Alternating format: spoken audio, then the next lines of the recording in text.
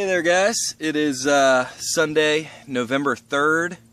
A couple days out from getting back on trail after leaving Slips.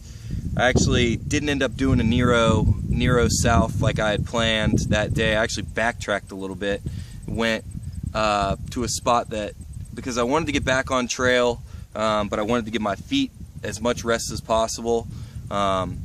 So I backtracked just a little bit up Sunfish, or no, not Sunfish, Sunrise Mountain to a spot where you can go from Sunrise Mountain Road, just a little short Blue Blaze trail or side trail up to the fire tower. So I actually stayed at the fire tower 2 nights ago, which was cool, really beautiful spot. And then, yeah, yesterday, I think I did like 16 or 17 yesterday. And actually stopped at another fire tower with both spots had a fire tower and a picnic table. Everything you could ask for. So yeah, I had a fire tower and a picnic table 2 nights in a row, or the past 2 nights, which was pretty cool. Last night was not as comfortable or enjoyable. Due to me pitching my tent facing the wrong direction. I pitched my tent facing, the wind was blowing a certain way and it was kind of sideways, but there weren't a whole lot of places to pitch a tent. And I just happened to choose to pitch my tent the wrong way. So I've got a busted vestibule right now. The zipper busted on my Six Moon Design tent. And I called them and they said if I sent it in, they'd fix it and send it back. But I just haven't been willing to not have my tent for any length of time. So I've just been sort of bringing the vestibule in and like crisscrossing the 2 parts of the vestibule when I even use it. Sometimes I don't. I just peel it back and don't even use it. But yeah, that arrangement did not work last night. It was a nice night, but around 2, 3 in the morning, it started to rain a little bit. The wind picked up. The temperature dropped down into the 20s.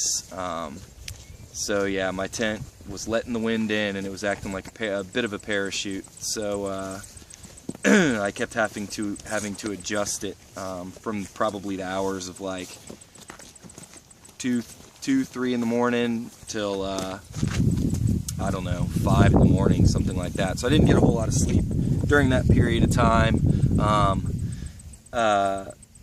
But thankfully all I had today was like a 13-mile day into the Water Gap, and I planned on staying there tonight because I have a package at the post office from my dad, and the PO is closed on Sunday. So I'm staying there tonight and not moving past the Water Gap. I don't think I'm going to end up zeroing there, being that I took pretty much a 0 at Slips. So I'll get there, do this 13. It's a pretty easy hike today.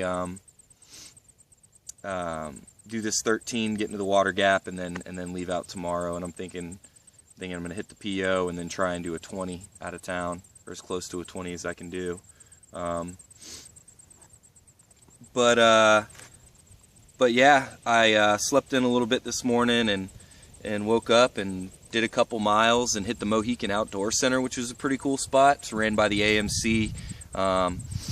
They offer tenting to thru hikers for like $9, and that comes with a shower and a towel. They were trying to get me to stay there tonight because I was telling them about my PO situation, but I'm like, no, I've got to get more miles in. I'm ready to get to Pennsylvania today. I'm excited. 10 states down, 4 states to go. Granted, 2 of them are very large. But yeah, once I get done with PA, I will actually be able to start thinking about finishing in Damascus. So I'm excited to get to Pennsylvania. Ladies put forth the Pennsylvania challenge for me. She averaged 20 miles through PA, and I want to see if I can do the same. I'll try. It'll actually probably be a little bit easier for me because it's raining less right now.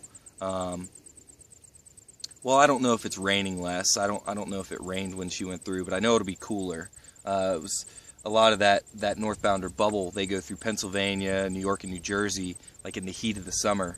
So they many people don't much enjoy those states due to that fact, but it's pretty cool during the day. So right now, so I should be able to log pretty decent miles. But yeah, Mohican Center, I actually took a break there and was able to charge my phone up a little bit. It was dead, so that I could do this video, and was able to call my dad and actually chatted with him a little bit today while I was hiking. I chatted with my mom yesterday for like an hour while I was hiking. You can do that once. It's weird. In this area, you go down to a road or to a town or something like that. Like for example, the Mohican Outdoor Center.